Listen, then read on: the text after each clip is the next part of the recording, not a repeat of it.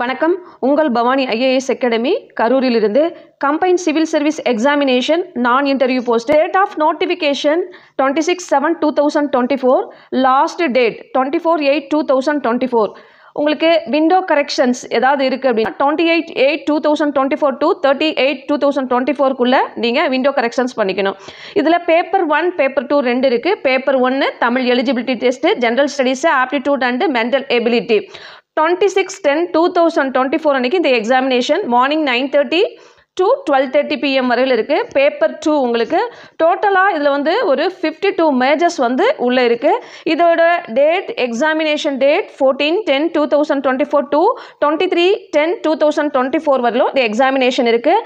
19/10/2024 and 20/10/2024 இந்த டேட்டை தவிர மற்ற டேட்டில் எல்லாமே உங்களுக்கு எக்ஸாமினேஷன் இருக்குது. போஸ்ட் ஆஃப் வேக்கன்சிஸ் இதில் வந்து டோட்டலாக வந்து பார்த்தோம்னா ஒரு 52 டிபார்ட்மெண்ட்ஸ் வந்து இதில் உள்ளே இருக்காங்க. அசிஸ்டன்ட் இன்ஜினியர் சிவில் டிபார்ட்மெண்ட் முதல் கொண்டு ஒவ்வொரு டிபார்ட்மெண்ட் டெக்னிக்கல் நான் டெக்னிக்கல் எல்லா டிபார்ட்மெண்ட்டும் உள்ளே என்ட்ரு ஆயிருக்காங்க. இதில் வந்து நீங்கள் என்ன மாதிரியான என்ன குவாலிஃபிகேஷன் என்ன படிச்சிருக்கீங்களோ அந்த குவாலிஃபிகேஷன், உங்களோட நேம் ஆஃப் போஸ்ட், உங்களோட என்ன நீங்கள் கேட்டகரி பிசியா எம்பிசியா எஸ்சியா எஸ்டியா அந்த கேட்டகரிக்கு தகுந்த மாதிரி போஸ்டிங்ஸ், எவ்வளோ வேக்கன்சிஸ் இருக்குது, உங்களோட பே லெவல் என்ன அப்படின்னு சொல்லிட்டு ஸ்டெப் பை ஸ்டெப்பாக உங்களுக்கு ஒரு 52 போஸ்டஸ் வந்து இதில் இருக்கனால லைன் பை லைனாக கொடுத்துருக்காங்க. நம்ம ஒவ்வொன்றா பார்த்தோன்னா டைமிங் வந்து அதிகமாகிட்டே இருக்கும். நீங்கள் உள்ளே போயிட்டு நீங்கள் என்ன கேட்டகரி, நீங்கள் டெக்னிக்கலில் என்ன படிச்சிருக்கீங்க, நான் டெக்னிக்கலில் என்ன படிச்சிருக்கீங்க, உங்களோட மேஜர் என்ன அப்படிங்கிறத பார்த்துட்டு இதில் உங்களுக்கு எவ்வளோ வேக்கன்ட் இருக்குது, நீங்கள் என்ன கேட்டகரியில் வரீங்க, அதில் எவ்வளோ போஸ்டிங்ஸ் இருக்குது அப்படிங்கிறத நீங்கள் பிளான் பண்ணிவிட்டு படிக்கலாம். இதில் டோட்டல் வேக்கன்ட் டோட்டலாகவே வந்து பார்த்தீங்கன்னா இந்த டெக்னிக்கல் நான் டெக்னிக்கல் எல்லா டிபார்ட்மெண்ட்டும் சேர்த்து 654 போஸ்ட்ஸ் வந்து உள்ளே இருக்குது. சரிங்களா? உங்களோட ஏஜ் லிமிட் சேம் 52.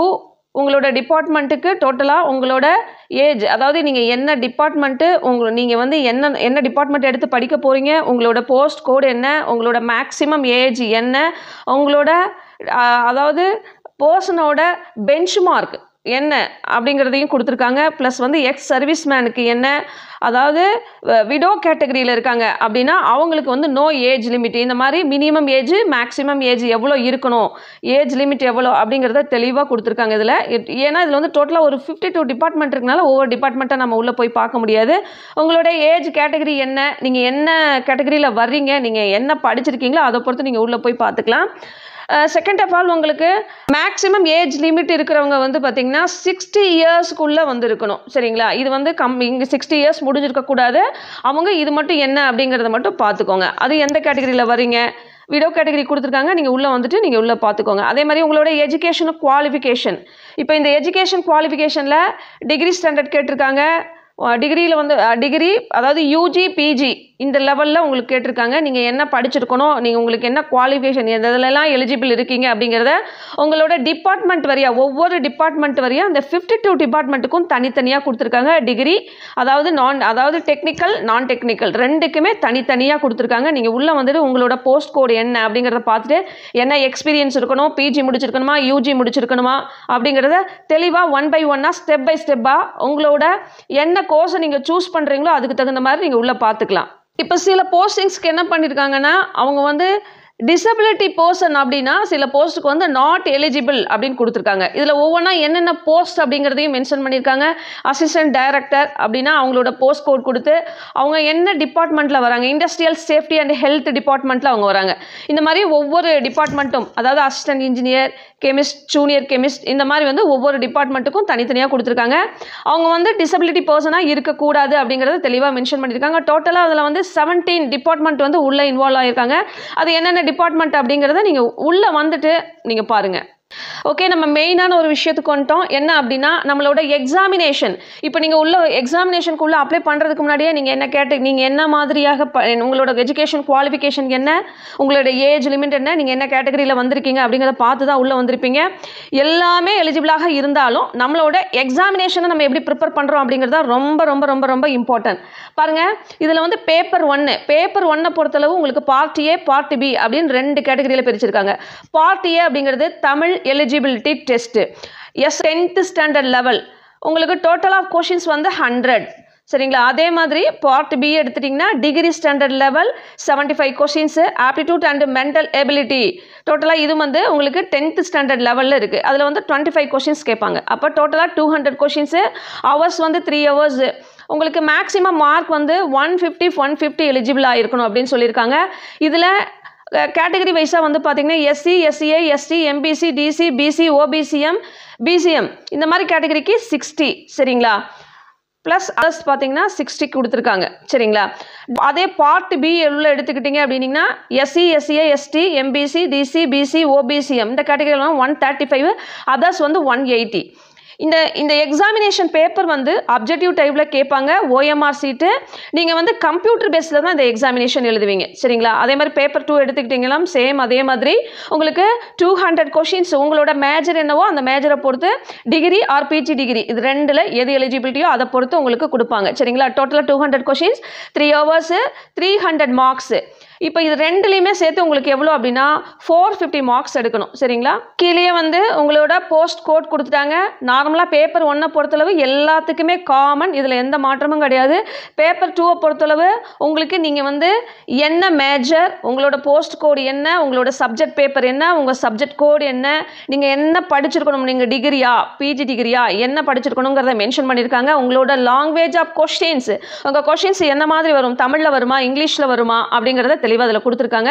இதில் வந்து 52 டிபார்ட்மெண்ட்டுக்குமே தெளிவாக கொடுத்துருக்காங்க. நீங்கள் என்ன கேட்டகரியில் வர்றீங்க அப்படிங்கிறத பார்த்துங்க. நீங்கள் எதில் எலிஜிபிலிட்டியாக இருக்கீங்க, இங்கிலீஷ் நல்லா வருமா தமிழ் நல்லா வருமா அப்படிங்கிறத இதை பார்த்துக்கோங்க. அது எலிஜிபிலிட்டி இருக்கிறது இதிலேயே கொடுத்துருக்காங்க சரிங்களா.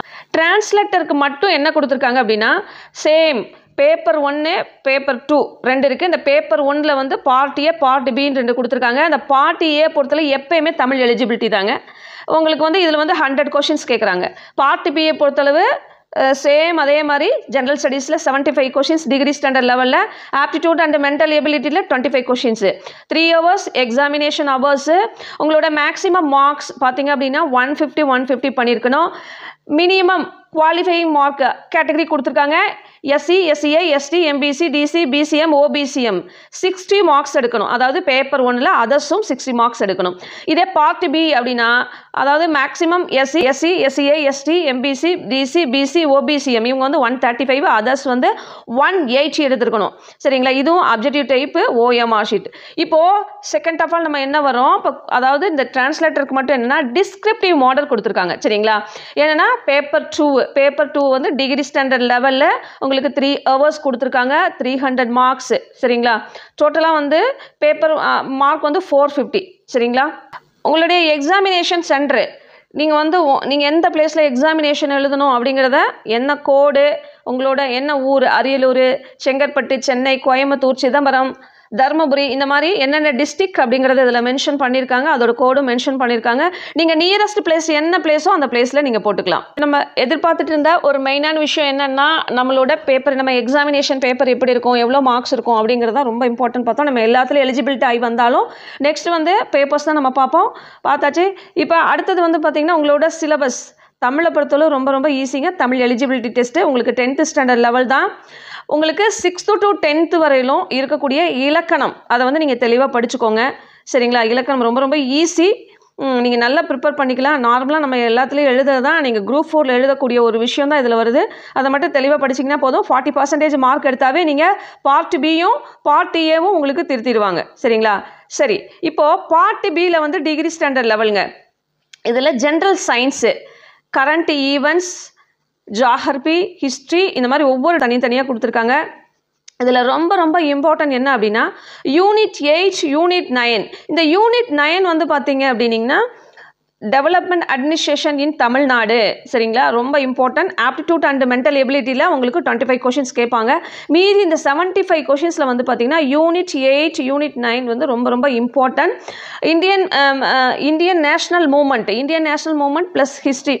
மேக்ஸிமம் வந்து நீங்கள் கரண்ட் அஃபேர்ஸ் எடுக்கிறப்ப வந்து பார்த்தீங்கன்னா இது எல்லாமே அதில் வந்து பார்த்தீங்கன்னா உள்ளே வரும் சரிங்களா. எல்லாமே உள்ளே வரும். இந்தியன் பாலிட்டியை பொறுத்தவரை 7 to 10 கொஷின்ஸ் வந்து உங்களுக்கு கேட்பாங்க. முதல்ல வந்து நீங்கள் ஆல்ரெடி நீங்கள் இன்றைக்கி எல்லாருமே இருந்தாலுமே என்ன தமிழ் மேக்ஸிமம் வந்து குரூப் 1 குரூப் 2 ப்ரிப்பேர் பண்ணுறதுனால நமக்கு ஓரளவுக்கு என்னென்ன சப்ஜெக்ட்ஸ் வந்து இம்பார்ட்டன்ட் அப்படிங்கிறது எல்லாத்துக்குமே தெரியும். அதை பொறுத்து நீங்கள் எதில் இன்ட்ரெஸ்ட் இருக்கீங்க, இன்வால்மெண்ட்டாக இருக்கீங்க அப்படிங்கிறது ரொம்ப தெளிவாக கிளாரிட்டியாக அதில் வந்து நல்லா படிச்சுக்கோங்க. படித்தா மட்டும் பத்தாது, நிறைய டெஸ்ட் எழுதணும். டெஸ்ட் எழுதினா மட்டும்தான் நீங்கள் எந்த அளவுக்கு வந்து படிச்சிருக்கீங்க, எதெல்லாம் படிக்கணும் அப்படிங்கிற ஒரு ஐடியா உங்களுக்கு அப்போ தான் கிடைக்கும். அதனால் வந்து என்னென்னா நிறைய டெஸ்ட் போட்டு பாருங்கள், அப்போ தான் உங்களுக்கு ஒரு ஐடியாஸ் கிடைக்கும். செகண்ட் வந்து உங்களோட மேஜர் பேப்பர் பாருங்கள். நீங்கள் டெக்னிக்கல் நான் டெக்னிக்கல் ரெண்டுக்குமே உங்களோட மேஜர் பேப்பர் கொடுத்துருக்காங்க. டோட்டலாக 10 யூனிட்ஸு. இதுலேயே வந்து நீங்கள் டிகிரி ஸ்டாண்டர்டாக, பிஜியா, யூஜியா, எந்த ஸ்டாண்டர்ட் லெவலில் கொடுத்துருக்காங்க அப்படிங்கிறது பேப்பர் 2ல் வந்து கொடுத்துருக்காங்க. உங்களோட கோட் நம்பர் இதில் கொடுத்துருக்காங்க. இப்போ உங்களோட பேப்பர் எடுத்திங்கன்னா கண்டிப்பாக ரொம்ப ஈஸி. ஆனால் நம்மளோட பேப்பர்லேயே சில விஷயங்கள் என்ன, நமக்கு பிடிச்ச சில சப்ஜெக்ட்ஸ் இருக்கும் இல்லைங்களா, அதில் வந்து நம்ம ரொம்ப தெளிவாக பார்த்துக்கணும். பார்த்துட்டு உங்களுக்கு என்ன சப்ஜெக்ட், என்ன வந்து யூனிட்ஸ் வரலையோ அந்த யூனிட்ஸில் என்னென்ன இம்பார்ட்டன்ஸ் இருக்குது அப்படிங்கிறத பாருங்கள். நிறைய ஓல்டு கொஷின் பேப்பர்ஸை ரெஃபர் பண்ணுங்கள். என்ன மாதிரி ஆங்கிளில் எப்படிலாம் கொஷின்ஸ் கேட்டிருக்காங்க, எப்படி ட்விஸ்ட் பண்ணியிருக்காங்க அப்படிங்கிறத நீங்கள் நல்லா பார்க்கணும்.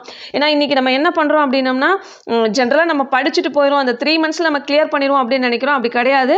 நீங்கள் மோர் தென் ஒரு 15 இயர்ஸ் படிக்கக்கூடிய, 15 இயர்ஸ் ஆர் 17 இயர்ஸ் படித்த ஒரு விஷயத்தை தான் நீங்கள் என்ன பண்ண போகிறீங்கன்னா எக்ஸாமாக எழுத போகிறீங்க. அப்படிங்கிறப்ப கொஞ்சம் லாங் டேர்ம் ப்ரிப்பேர் பண்ணியிருந்தா பெட்டராக இருக்கும். இருந்தாலும் ஒன்றும் பிரச்சனை இல்லை.